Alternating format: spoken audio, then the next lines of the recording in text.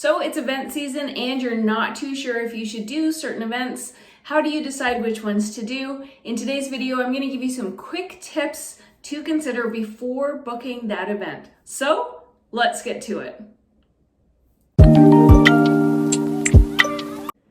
So first and foremost, most people will consider what is the cost of the event.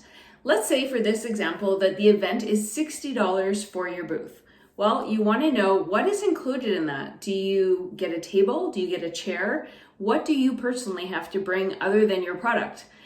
So you want to know that for sure. You want to know how far away is this? How much of your time and gas are you going to be spending in order to get to this event?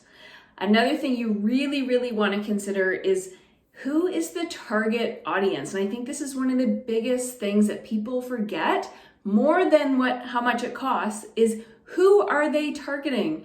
Is this target audience actually people who are your customers?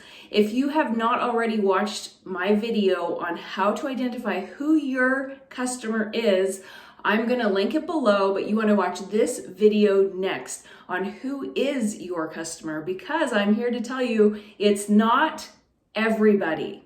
Okay, so now you know that they're targeting the right audience, but you want to know how much is it actually going to cost you to basically break even on that booth cost. So say, for example, your booth cost is $60, and you might think, and a lot of people do this, is, well, if I just sell a $100 item, then I've paid off my $60 and I still get $40.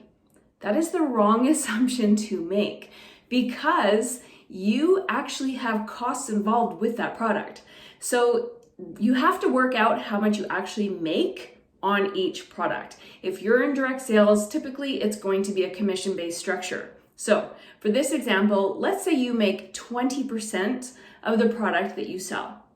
That means that you would have to sell $300 in sales just in order to break even at $60 to pay for the booth.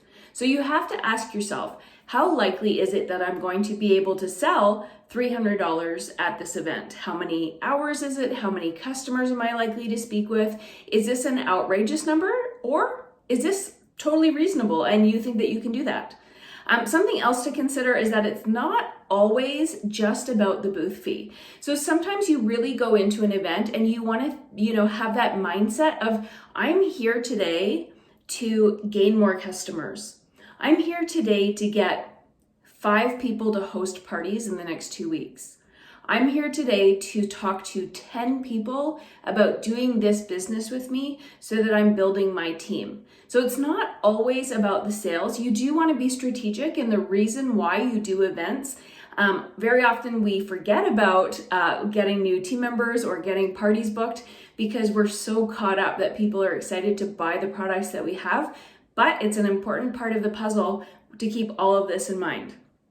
If you are new here, I'm Jen, and I have been in direct sales for over 20 years, and I have written and been the founder of Direct Success Academy. It teaches you how to take your direct sales business to the next level. In addition, I've also written a workbook for you, and it's how to be a market vendor. Now, if you're also thinking about maybe putting on a market, or you are newer to the market scene, I have also written a free workbook for you called the Market Organizer Workbook. And I'm going to drop those in the comments so that you can fill out, shoot me your email, and I will send you those absolutely free of charge. I want to thank you for being with me this week. And in next week's video, I am going to be talking more about putting on markets as an organizer. I'll see you next week.